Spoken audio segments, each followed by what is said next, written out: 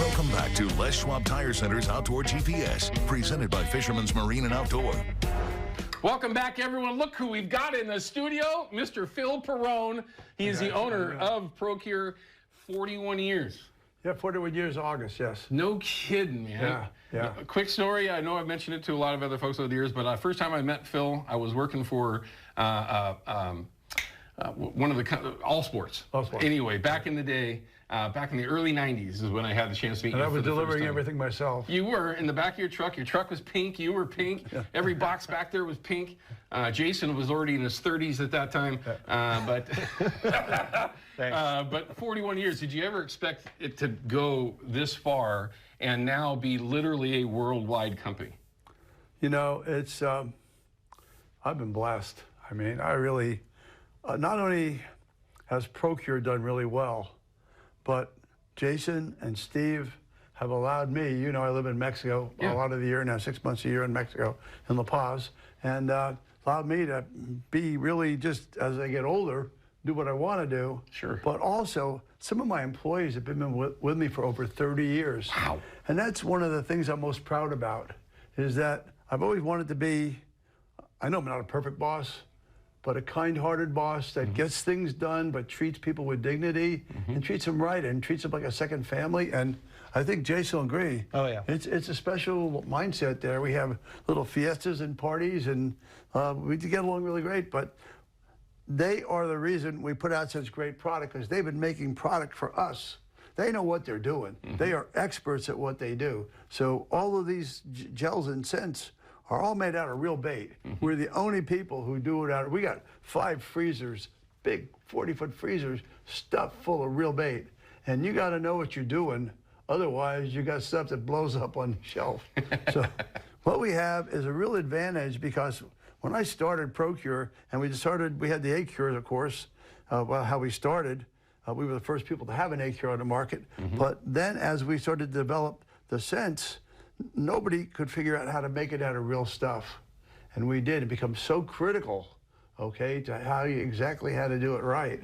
But the advantage is I wasn't smart enough to make an artificial scent. But I said, you know what?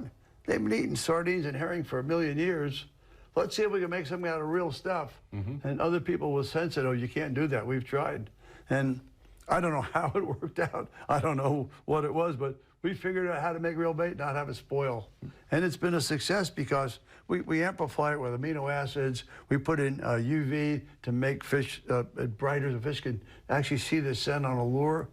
But it's just been a blessing that it's been so successful. And part of that is because it's real. It's not fake. And then you got guys who know what they're doing, like Jason and Steve, who've really let me lead a life that I want to lead as I get older. But the whole fishery, you know, last time we talked, we were talking about plug cut. Okay, and plug cut was the big thing. I wrote stories, I did videos on plug cut. Books, you've written books about it? Books on it and stuff like that, and I still love plug cut once in a while. It's an art form. You know, you put a bait down there and you got a perfect drill bit spinner, you go, I know that's going to get bit. But what happens with the stuff baits now is it makes everybody an expert. It used to be at one time, the people who were really new plug cut, okay, we're out fishing everybody else. Now, you don't have to be a rocket scientist to get one of these to spin behind a flasher. Well, obviously, Jason catches fish. Well, there you go. This is the only time I can give him a hard time, because I can't give him a hard time on the river. It sucks, because he's like, how many you got? Well, we got 6. Okay. Actually, it's really cool to have somebody on your staff that's as good a fisherman as any of the top guides. When you put him on fresh water, he's as good as anybody on a river, okay? So I just say, hey, Jason, next Wednesday, take me fishing. Okay, you're the boss, let's go. So that works out pretty good. Yeah, that must be tough. And you guys brought in a ton. I mean, obviously, Procure makes everything. I mean, if you're watching in Florida for whatever reason, you got mullet sent from Procure. If you're in the Midwest, you've got AY or whatever the heck. Alewives. You know, whatever that stuff's called in those middle parts of the world that have better salmon fishing than we do. But we won't go there. But those scents help everywhere and all over the world. You spend all your time down in Mexico, and I'm sure you're still using Procure products. For some of it. It's a different fishery, a lot of live bait. And also, you know, one of the things we did is we made scents for different styles of fishing. Real wise. It's like you can't have a carpentry tool with just one tool because there's so many different things. The same with fishing. So if you're trolling for tuna in 80-degree water, 75-degree water, and you're doing 8 knots, it's hard to keep a scent on, but when you stop and start jigging on the bottom with like any kind of metal jigs, you know, then the scent, the super gel is awesome, okay? And if we're soaking some big like cabalito on the bottom on a reef, we'll inject them with scent to put out more scent. But so much of that fishing we have is live bait, you know, live sardines. You put it out, you run, and all of a sudden you have a drag that's rock solid, and you're getting smoked like you're on free spool. And all of a sudden you got a 45, 50-pound Dorado, literally 60, 70, 80 yards away going, and it looks that big. Right. I mean, it's just so incredible. And then you just start, and it's everything, except for trumpet fish. Everything down there fights hard. Right. Trumpet fish, not so much, but it's a cool place. Now, you've got something that you're looking forward to. You mean, there's no doubt you're going to be spending plenty of time down in Buoy 10. Oh, yeah. I think you said you're going to be down there that first week. Yep. You mentioned tides are pretty promising for at least that early part of the season. When you get down there, and like Phil had mentioned, you understand how to catch a salmon. Right. We've seen you catch one or two over the years. Not many, but, you know, a couple.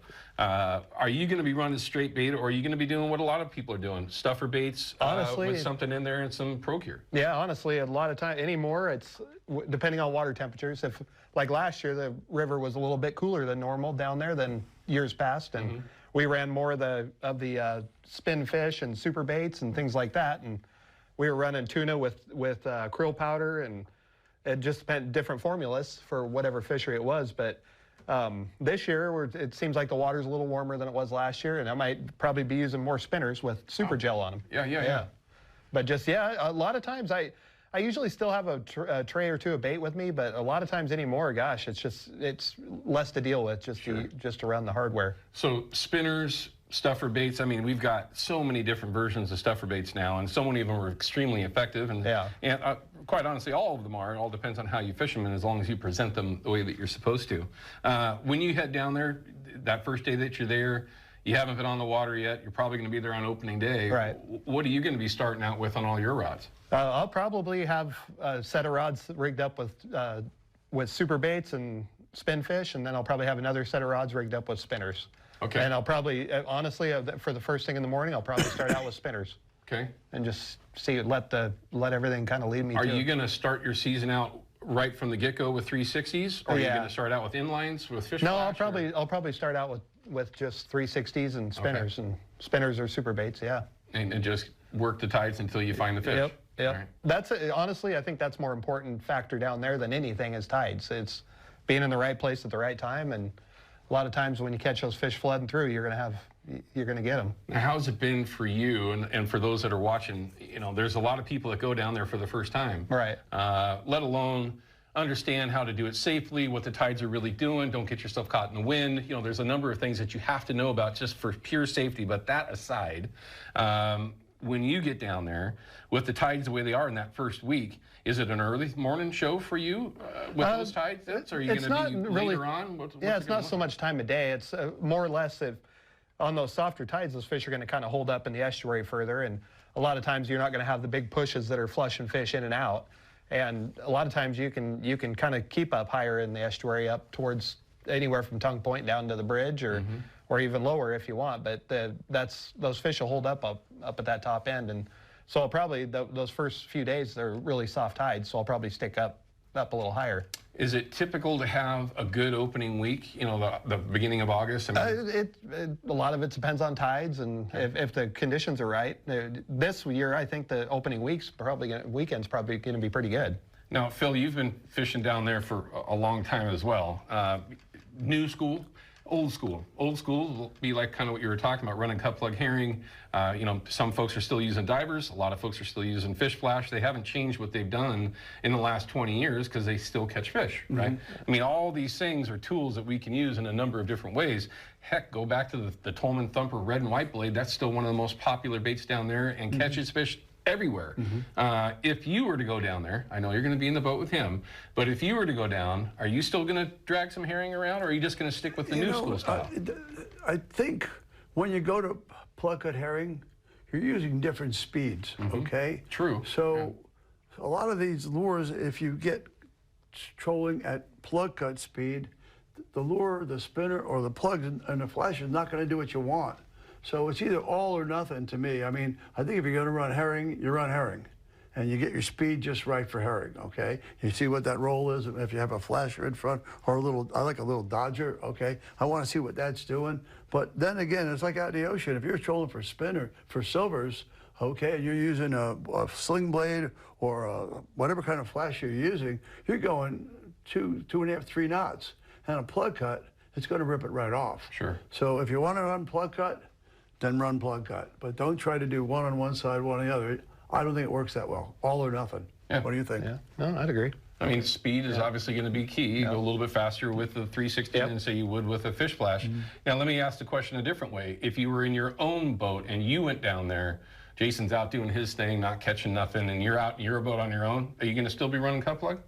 You know, it just depends on what's working. I mean, if this is working, I speak to Jason or a couple other guides, and they go, this is working, why bother? Gotcha. The other thing about plug cut is, when you're running either on the surface or down with, you know, whatever, how deep you want maybe with lead, when you have a hit, if he doesn't hook up, that bait's destroyed. Sure. Okay, you got nothing that's going to catch. Even if there's a smushed herring still on there, they're not going to come back and touch it. Right. With these guys, they can hit it, and even if they miss, they just keep coming back till they hook up. You go, and down, okay? And so, with a plug cut, if they miss, they're really coming back. Right. It says reel up, put another bait on, okay? And then you got to take the time to get it just right. Then you got to make your roll just right. So this really makes life easy. And then the guys that are doing the best are the guys that make the best burger. In other words, you got burgers on the table, right? You could take some tuna, and that's really great, but all the guys that know what they're doing have 3 or 4 or 5 little jars of tuna that are scented different ways. They're scented with bloody tuna oil or krill powder, or we're now hearing a lot of guys are using our fuse egg cure and mixing it in with their tuna and doing really well with it. Sure. Okay, so guys keep coming up with, you know, new ideas. Slamola powder for years, Slamola powder with garlic, but have 4 or 5 little Tupperwares, okay? And also, tuna, the scent in tuna is very aromatic. So when you open it, you can be 100 yards away and smell it. Sure. But 20 minutes later, a lot of that smell's gone. So don't be afraid on day 2 to make another batch of scent and keep it chilled. Especially on a hot day, if it's sitting on your boat deck, on your gunnels and stuff, and it's cooking, it's going to lose a lot of juice. So don't be afraid at the end of the day to throw it out, clean your containers, and make new bait for the next day. Yeah, tuna in the can is pretty darn cheap. Pretty darn cheap. I mean, if you're going to go through that expense, you might as well do it the right way. Well, Jason, you got a whole bunch of different scents and oils and some of the gels and, of course, some of the additives. Right. When you're, and you don't necessarily need to crack open a can, but when you're making a batch, right? And just like Phil said, I know you're making more than one version. Yeah. Give me what you would do that first morning, how you would lay that out. What would be your process for the different things? Honestly, down there, I usually only have a couple different formulas I use. And on the first one, I'll put a can of tuna in each, or do one with fish nip, one with tuna, whatever the case may be. And then on one, I usually use a garlic type blend. And then the other one, I'll go with a krill type blend. Okay. And with the krill, in everything I use Monster Bite. So I'll usually put like a teaspoon of Monster Bite in each can. And then with the tuna blend, I'll use tuna and krill powder. And then with the Monster Bite. And then the garlic one, I'll run the salmon slammer with garlic oil. And then I'll also add the Monster Bite to it. And just the Slamola powder with garlic. If you don't have the access to that, you can also run the McCormick's garlic powder out of your cupboard. Gotcha. Whatever. Really potent garlic smell. And in the fall, when the water's warmer, that really works good. I watched it. Yeah. Last year in particular, just one particular day, things were slow for a lot of people until all of a sudden you smelled the boat in front of you that smelled like it just came out of Italy. Yeah. And that was Jason's boat. And they had fish on. And then he started telling a couple folks, hey, use some garlic. And then they started catching fish. Yeah. So I got to piggyback on that. There's a lot of different theories with garlic. Don't use it too early in the day. Don't use it too late in the evening. Is that all just wives' tale, or is there something to that where there might not be the best time of the day to run a garlic-based scent? I haven't found that. It's more water temperature driven, it seems like. When you have cooler water, like in early spring, stuff like that, I've never noticed where it does really much good. But it seems like when fish are a little more lethargic and water's warmer, and it seems like it's a triggering thing. It just seems like it triggers fish. The other is there's really no rhyme or reason to it. But sometimes if you've got like 4 or 5 or Jason's about 6 rods out, and you've got 2 with let's say the garlic blend and 2 with the krill blend, and you get a fish on the garlic blend, and you get another fish on the garlic blend, then you might want to start taking one of those chill rods and put the garlic blend on it. And then if that becomes the hot thing for the day, switch it all over to the garlic blend. But then if things slow down, go back and put something else different again. Change it back. Not only lure size, lure color, but also scent. Some days can be red hot for 2 or 3 hours in the morning.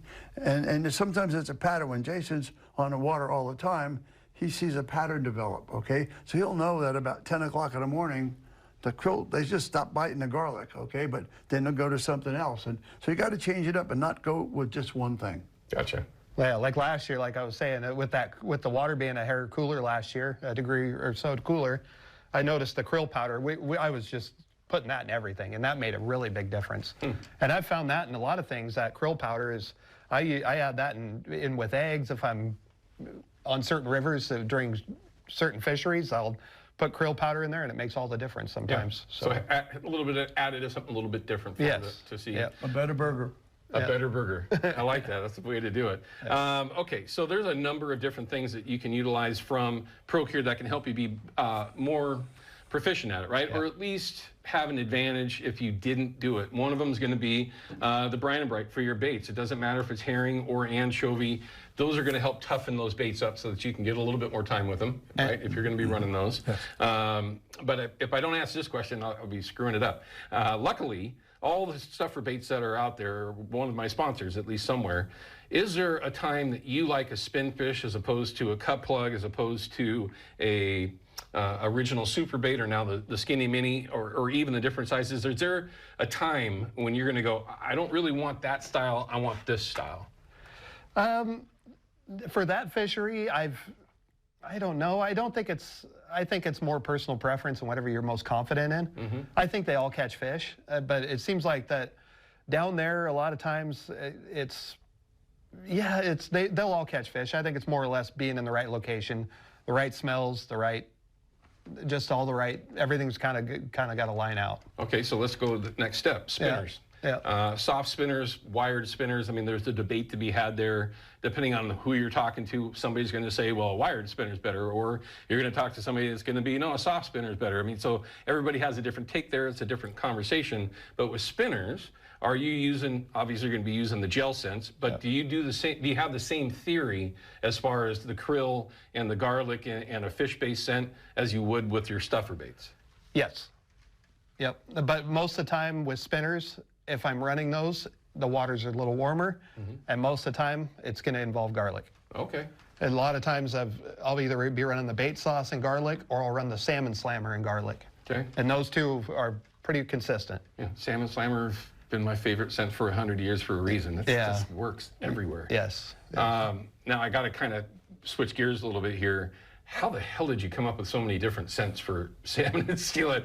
I mean, from salmon slammer, I mean, there's a recipe to all these things. And when you start getting into blended scents, you know, where there's not just a garlic or not just sardine or herring, you start adding in different flavors, different scents.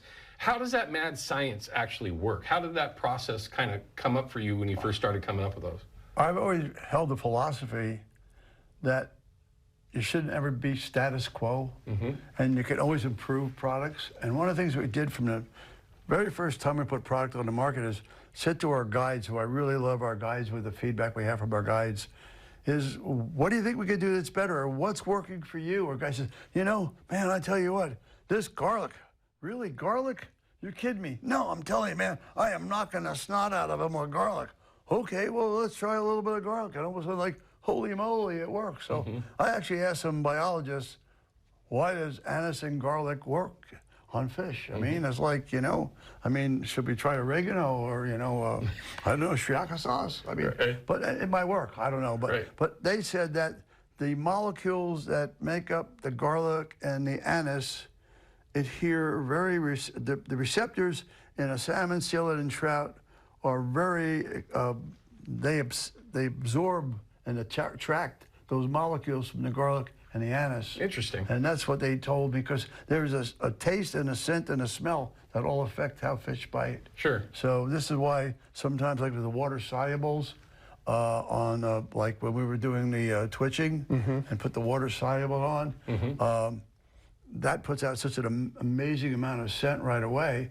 But it's like the tuna, it looks like it's going to wash away, but it really does. I think sometimes guys use too much scent. In fact, I've noticed sometimes when I first put the stuff on, it takes a while for the fish to hit it, because I think sometimes we put too much on. But then again, some guys tell me there's never too much. Right. So, again, personal preference. Yep. Sure, I get it. I mean, and I've heard that in the past too, where you can put too much on of a certain scent and wait for it to wash off a little bit. I mean, again, like you said, personal preference and what you've already seen happen for you. And another thing, when you're running spinners especially, super gel's sticky, okay? And you don't want to put super gel up on the body where you're going to weld the blade to the body of the spinner and have it go through not spinning. So a lot of times, if you get the little red plastic tag, you put it on that, or carefully put it on the body, or you don't need a whole lot, you know, on the outside of the blade, inside of the blade, but you don't want to glue it to the body. So you want to make sure that blade's spinning. Sure, makes sense. Obviously, you don't want to slow the action down. Yeah, and half the time I'll just put one dot on the tubing and just rub it on there, and it's golden. Sure. It don't take much. Right, and you know, it's nice to hear they're the owners of the company. He's the owner of the company. Typically, he's going to go, just slather it all on there. You know, if you go through a bottle, buy more. No. Being honest with you, that sometimes you just don't need all that stuff. And of course, Fisherman's has every single one of these products available for you there at Fisherman's Marine. And if you're somewhere where you can't get to Fisherman's, you can always find them pretty much anywhere there's tackle that's sold, they're going to find it. You know, it's interesting because I think scent in general, because the early people who promoted scent was like a miracle thing. You put it on, you couldn't miss. And I tell people, well, we make some great stuff, but they're not miracle scents. If you're clueless, it might not help that much. So you really need to try to learn how. With the internet now and all that's available, there's no reason to be out there and still be stupid. Yeah. Okay, you ought to be able to figure out what you're doing pretty easily. Sure. But with scent, it's like, the funny part about it is, you can buy a lure, let's say you see this color for the first time, and you try it, and you fish the heck out of it, and you don't catch anything. It's not a bad color lure, okay? But with scent, if you're a newbie and you try this scent and you don't catch fish right away, you just put it in the back of your box and say, well, it didn't work. Okay, scent doesn't work. Well, that's not really true. The guys who catch fish consistently might put scent on every couple of minutes on their lure, and it might not be a magic thing, but at the end of the day, they're going to catch more fish than the people who don't, because they're more disciplined. Yeah, and it's good advice all the way around. First things first, we just set a record for the longest segment for Outdoor GPS, I believe. But secondly, it's great to get you back into the studio, Phil, to see you here. He's been a part of this show for well over a decade. We truly appreciate that support. It's good to see you too. Yeah, just don't get in front of my boat. All right. Meaning in his boat.